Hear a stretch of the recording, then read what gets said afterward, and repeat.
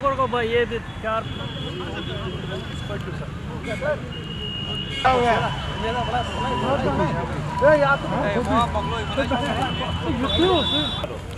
Clock tower देखा तो clock tower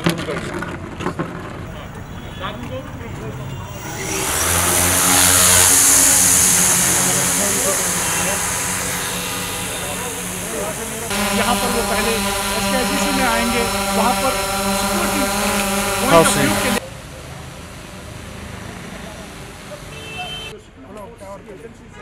जमीनी सतह पर पूरी तरह से यहाँ पर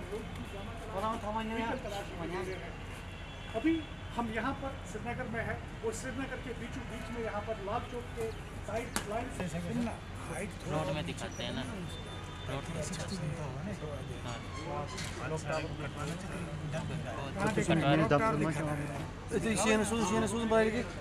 ड्रोन का इस्तेमाल किया जा रहा है। क्या ये इसलिए है कि यहाँ पर सिक्योरिटी को बीफ अप किया गया है, जो होम मिनिस्टर का दौरा है उसलिए?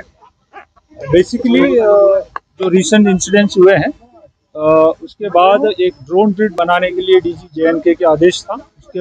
उसमें हम लोग CRPF मिलकर ड्रोन ग्रिड बनाया है, पुलिस और CRPF।